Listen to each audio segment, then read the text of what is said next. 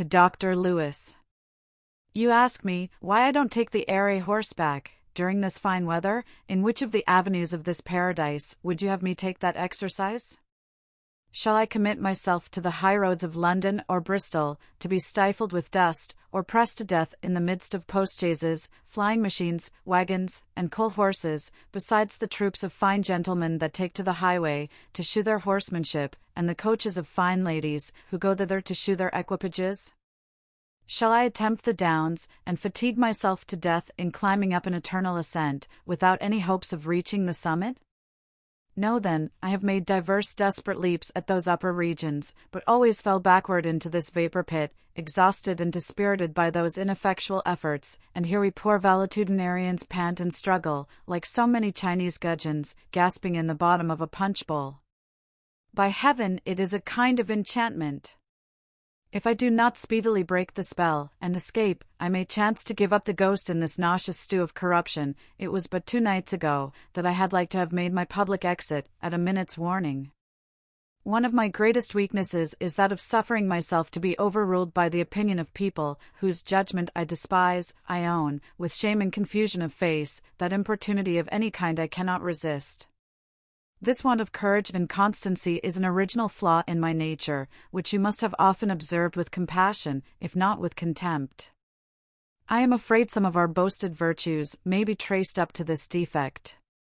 Without further preamble, I was persuaded to go to a ball, on purpose to see Liddy dance a minuet with a young petulant jackanapes, the only son of a wealthy undertaker from London, whose mother lodges in our neighbourhood, and has contracted an acquaintance with Tabby. I sat a couple of long hours, half stifled, in the midst of a noisome crowd, and could not help wondering that so many hundreds of those that rank as rational creatures could find entertainment in seeing a succession of insipid animals describing the same dull figure for a whole evening on an area not much bigger than a tailor's shop-board. If there had been any beauty, grace, activity, magnificent dress, or variety of any kind howsoever absurd, to engage the attention, and amuse the fancy, I should not have been surprised, but there was no such object. It was a tiresome repetition of the same languid, frivolous scene, performed by actors that seemed to sleep in all their motions. The continual swimming of these phantoms before my eyes gave me a swimming of the head, which was also affected by the fouled air, circulating through such a number of rotten human bellows. I therefore retreated towards the door, and stood in the passage to the next room, talking to my friend Quinn, when an end being put to the minuets, the benches were removed to make way for the country dances, and the multitude rising at once, the whole atmosphere was put in commotion. Then, all of a sudden, came rushing upon me an Egyptian gale, so impregnated with pestilential vapors, that my nerves were overpowered, and I dropped senseless upon the floor. You may easily conceive what a clamor and confusion this accident must have produced. In such an assembly, I soon recovered, however, and found myself in an easy chair, supported by my own people. Sister Tabby, in her great tenderness, had put me to the torture, squeezing my hand under her arm, and stuffing my nose with spirit of hartshorn, till the whole inside was excoriated. I no sooner got home than I sent for Dr. Ch, who assured me I needed not be alarmed, for my swooning was entirely occasioned by an accidental impression of fetid effluvia upon nerves of uncommon sensibility. I know not how other people's nerves are constructed, but one would imagine they must be made of very coarse materials to stand the shock of such a torrid assault. It was, indeed, a compound of villainous smells, in which the most violent stinks and the most powerful perfumes contended for the mastery.